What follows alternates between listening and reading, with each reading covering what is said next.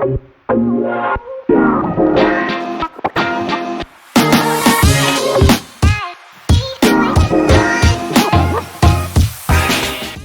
to our deep dive, into Soliloquies, Maxims, and Reflections by Arno. Yeah.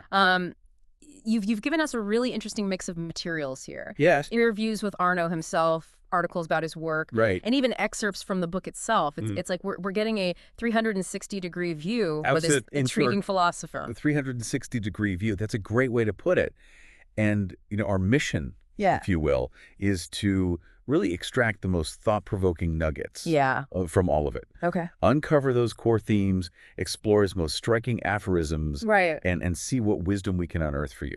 Okay, so let's unpack this. Yeah. The articles paint Arno as this multifaceted figure, right, a tech entrepreneur, digital artist, poet, and philosopher. Oh, quite a combination. He seems equally at home in the digital world and the world of ancient thinkers. Yeah, it's fascinating, isn't it? It's a fascinating combination. It is, and that blend of influences really comes through in his work. One of the things that struck me in the interviews is Arno's belief that artists and thinkers have a responsibility, almost a sacred duty, to use their talents to contribute to a better future. Oh. He talks about sharing their inner light to illuminate the path forward. That's a powerful idea. It is. Does it resonate with you? Do you feel like you have a unique inner light? I think we all do in our own way. Yeah. But Arno's point is that we need to be conscious of it, cultivate it, and find ways to express it. Yeah. Whether it's through art technology or simply living a life that inspires others. Yeah. We all have the potential to make a positive impact. And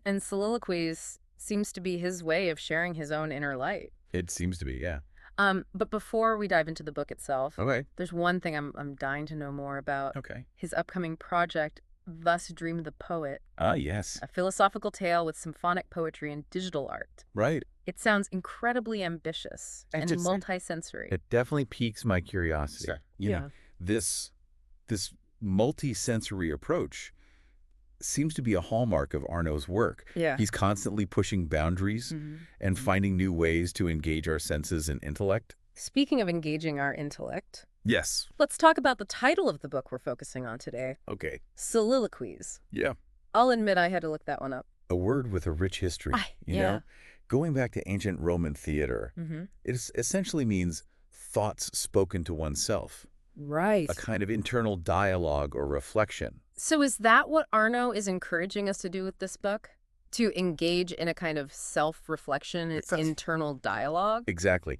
And he specifically mentions being inspired by Marcus Aurelius. Oh, wow. The Roman emperor who wrote his famous Meditations. Yeah. A collection of personal reflections on Stoic philosophy. Arno seems to be suggesting that we all need to cultivate this practice of introspection, of examining our own thoughts and beliefs. Right. And he's chosen a very deliberate form for this exploration. Yes. Yeah. The aphorism. Right. These short, punchy statements are sprinkled throughout the book. They really make you stop and think. They do. Why do you think he chose this format? Well, Arno actually addresses this in one of the articles. Okay. He believes that great ideas are meant for powerful minds, and aphorisms demand active thought from the reader. Yeah. You can't just passively absorb them. Right. You have to wrestle with their meaning, unpack them, and see how they apply to your own life. He's not giving us easy answers. No, he's not. It's like he's throwing down a gauntlet. A gauntlet, exactly. Challenging us to engage with these ideas on a deeper level. Precisely. And he even adds a personal touch to this challenge. Yeah. The book is dedicated to someone named Michaela J. Huh. Interesting. He doesn't elaborate on who she is. Oh. But it adds an intriguing layer of mystery. Yeah. Who is this muse who inspired such profound reflections? Yeah. We're left to wonder. It definitely sparks the imagination. But let's move on to the ideas themselves.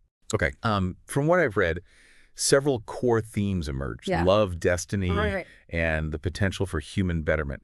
Where should we start?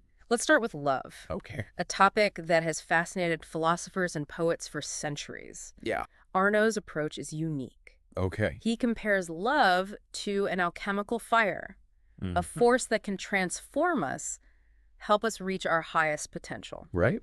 One aphorism that beautifully illustrates this idea is, in the vertigo of love, the notes of the soul collaborate to compose a superior symphony. Wow, that's beautiful imagery. It is. It paints this vivid picture of how love can bring harmony to our inner world, Yes. like different parts of ourselves coming together in perfect balance. Yeah, like an orchestra. Have you ever experienced that feeling?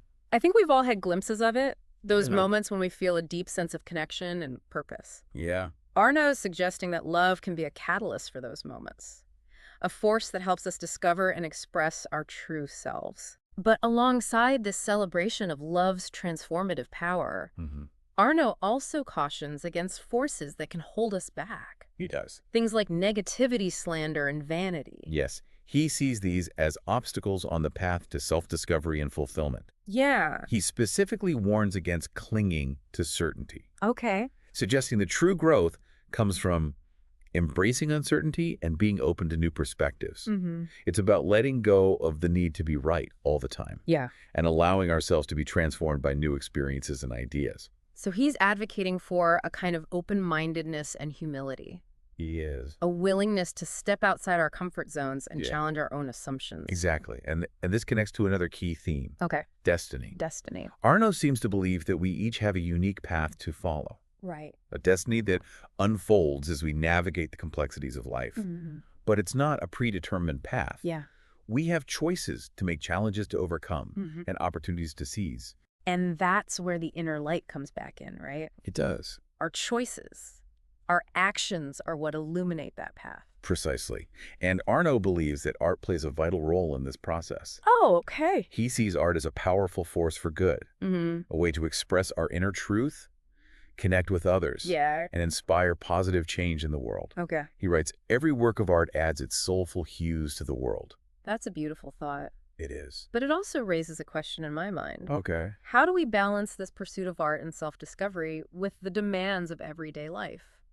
It's a good question. Especially in a world that can often feel dominated by technology, Right. materialism, and pressure to constantly be productive. Does Arno address this tension? He does. And this is where his ideas become really challenging, even provocative. Okay. He urges us to reject the allure of material comfort and the pursuit of superficial pleasures. Right. He sees these as distractions that can dull our senses and prevent us from experiencing the true richness of life. Yeah. One aphorism that really captures this idea is, insipid is the beauty that the soul has deserted. It's like he's saying that true beauty comes from within, from nurturing our souls. Exactly. And expressing our unique creativity, not from accumulating possessions or chasing fleeting trends. It's about depth, isn't it? But what about those of us who find ourselves stuck in the daily grind? Yeah. How do we break free from that and find the time and energy to pursue our passions? That's a great question, and it leads us to another one of Arno's central ideas. Okay. The importance of embracing chaos. Chaos. Is that something we're usually trying to avoid? Well, this is where Arno's concept of chaosism comes in, Okay. which he explores further in his manifesto, The Art of Totality. Right. Now, before you think he's advocating for complete anarchy, let me clarify. Okay. What he's suggesting is that instead of fearing chaos, we should learn to embrace the unexpected twists and turns of life. It's about finding beauty and meaning even in the midst of challenges and uncertainty. He actually seems to prefer turmoil to the void.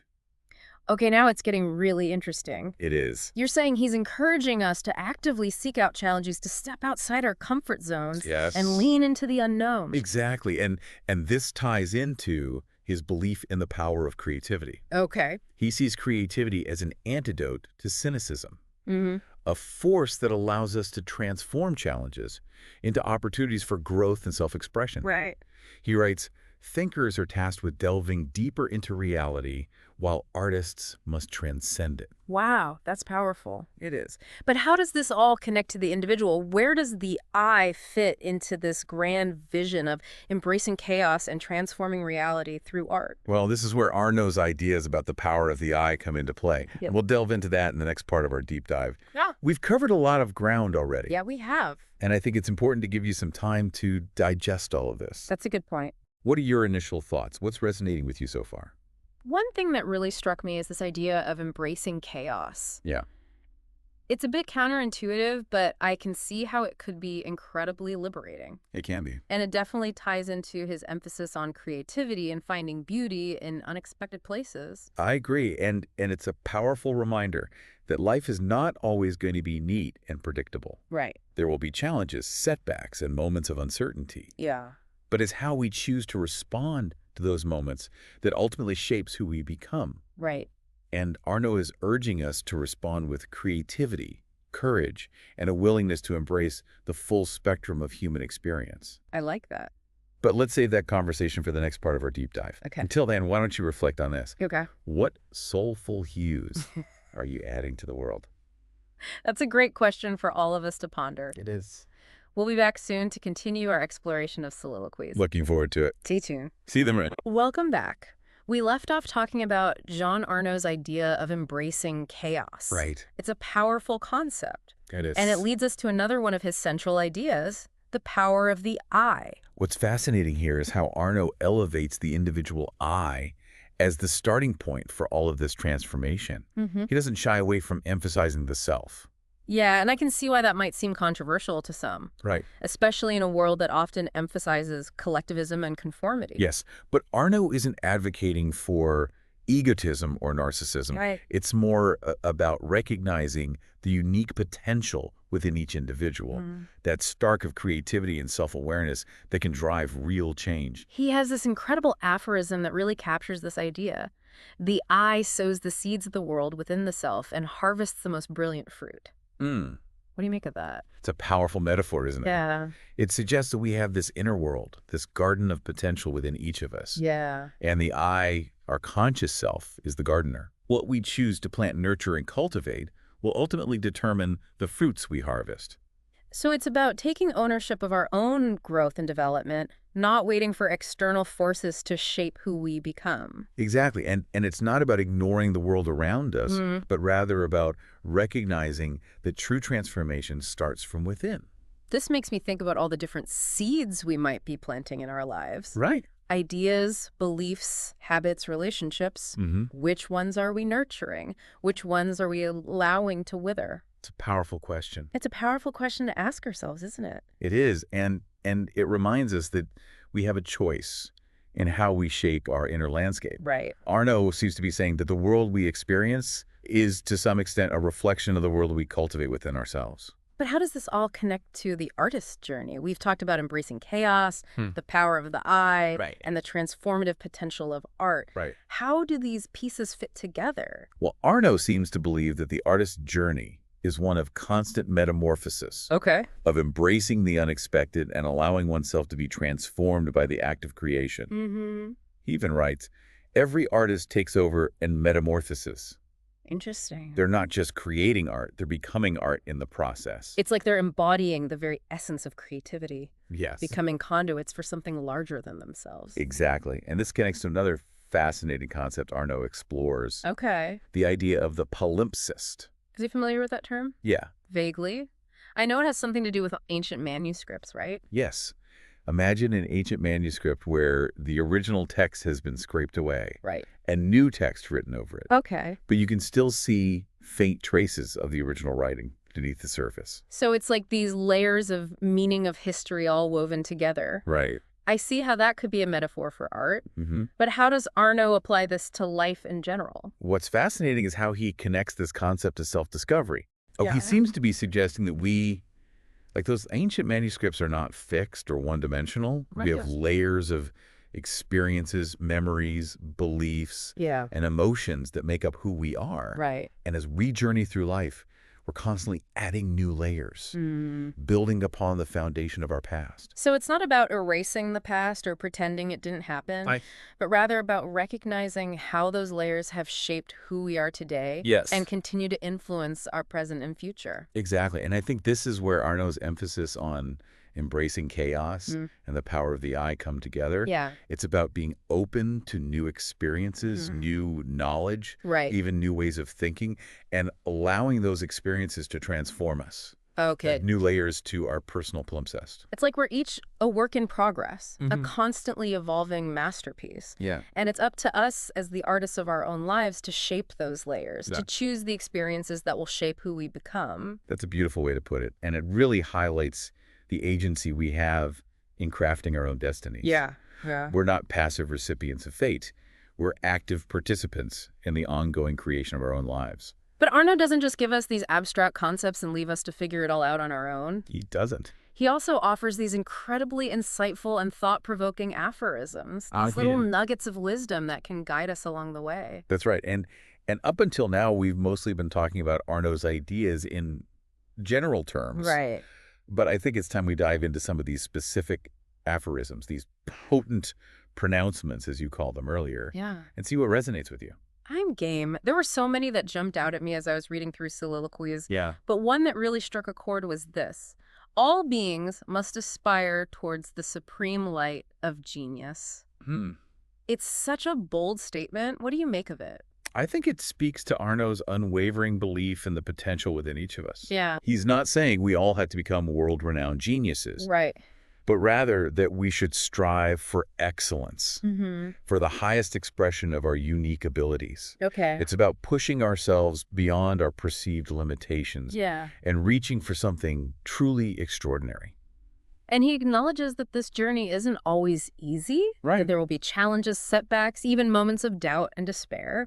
But he encourages us to embrace those challenges, to see them as opportunities for growth and transformation. Yes. One aphorism that really captured this idea for me was, to gaze at its gilded, flaming rose, one must first be pierced by the thorns of pain. That's a perfect example of what makes Arno's writing so compelling. Yeah. He doesn't offer easy answers or empty platitudes. Right. He acknowledges the complexities of life and the sacrifices often required for growth and transformation. And he reminds us that true beauty, like that gilded flaming rose, often comes at a price. Right. We have to be willing to endure the thorns to face our fears and to push through the discomfort in order to experience the full bloom of our potential. And ultimately, it's about finding freedom within that struggle, isn't it? This aphorism really resonated with me. A free heart only moves to the rhythm of its own music. Absolutely. And it brings us back to that question we posed earlier. Right. What music does your soul make? Yeah. Arno is encouraging us to listen to that inner rhythm, to embrace our uniqueness, and to let our own music guide our steps. And to not be afraid to stand out, to be different, to march to the beat of our own drum. Exactly. And I think that's a message that's especially relevant in today's world, Yeah. where we're constantly bombarded with messages about who we should be and how we should live. Yeah. Arno is reminding us that true fulfillment comes from embracing our individuality and expressing ourselves authentically. There's one more I want to highlight before we wrap up this section. Okay. It's short and simple, Okay. but it really made me pause and think, all thought distorts. It's a provocative statement, isn't it? Yeah, it is. It challenges us to question our own assumptions. Yeah. To recognize that our perceptions of reality are always filtered through our own thoughts and beliefs. Right. And those thoughts, Arno seems to be suggesting, can sometimes distort our view of the world, preventing us from seeing things clearly. It's a call to humility, to intellectual honesty, and to a willingness to challenge our own perspectives. It is. And I think it leads perfectly into what Arno sees as our ultimate task. Yes, and it's a task he lays out beautifully in the foreword to Soliloquies. So what is this colossal, magnificent, and superhuman task that Arno believes we're all called to undertake? That's a pretty grand setup. I'm intrigued. Let's dive into that in the final part of our deep dive. Seems like a plan. We'll unpack that and more when we return. We left off on a cliffhanger talking about this colossal task Arno lays out for us. Yeah, a task he articulates beautifully in the foreword to Soliloquies. Okay. He writes, "Our colossal, magnificent, and superhuman task is to construct the grandiose palaces that our predecessors envisioned in their dreams." Wow, so it's not just about, dreaming big. It's Right. about actually building those dreams into reality. Exactly. Yeah. And notice how he connects it to the legacy of those who came before us. Yeah. He's suggesting that we're part of a larger lineage of creators, of dreamers, and that we have a responsibility to carry on that legacy, Right. to build upon the foundations they laid. So it's about more than just personal fulfillment. It's about contributing to something larger than ourselves, Yes. to creating a world that reflects the highest aspirations of humanity. Precisely. And I think it connects back to his idea of the palimpsest. Okay. Just as those ancient manuscripts contain layers of meaning and history, Yeah. so too does our collective human story. Right. We're building upon the work of countless individuals who came before us, Yeah. each generation adding its own layer to the tapestry of human experience. And Arno is calling on us to be conscious creators of that tapestry, He is. to add our own unique threads to the rich fabric of human history. Yes, and he sees art as a vital tool in this process. Okay, remember, he believes that artists have this unique ability to transcend reality, to take the raw materials of life and transform them into something beautiful and meaningful. So it's not just about creating art for art's sake. Right. It's about using art to shape a better future. Yes. To inspire hope, to connect with others, Exactly. and to leave a lasting legacy for generations to come. And I think this ties back to his earlier point about artists and thinkers having a sacred duty to share their inner light. Right. He's calling on us to use our creativity, our intellect, and our passions to illuminate the path forward, to create a world that reflects our highest ideals. And he believes we have the power to do this, that we each have that supreme light of genius within us just waiting to be ignited. I agree, and I think that's a powerful message to end on. It is. Arno doesn't offer easy answers or simplistic solutions. Right. He challenges us to think deeply, to question our assumptions, to embrace the complexities of life, and to use our unique gifts to make a positive impact on the world. And he doesn't leave us to face this task alone. No, he doesn't. He offers these insightful aphorisms, these potent pronouncements, as I called them earlier, to guide us along the way. Yes, potent pronouncement. They're like little sparks of wisdom that can ignite our own inner fire and remind us of what's truly important. They are, and I encourage you to revisit those aphorisms that resonated with you. Yeah. To ponder their meaning and to see how you can apply them to your own life. Right. Which ones stood out to you? What will you carry with you from this deep dive? There were so many that struck a chord, but one that keeps coming back to me is this. Oh. A free heart only moves to the rhythm of its own music. A beautiful sentiment. It's a reminder to embrace my individuality, to trust my intuition, and to live a life that's true to my own inner compass. What about you? What wisdom will you carry forward? For me, it's Arno's reminder that all thought distorts. It's a call to be mindful of my own biases, to question my assumptions, and to remain open to new perspectives. That's a great one, and I think it's something we can all benefit from in today's world where it's easy to get caught up in our own echo chambers and to lose sight of the bigger picture. Exactly, and it's a reminder that the journey of self-discovery and growth is never truly finished. Right.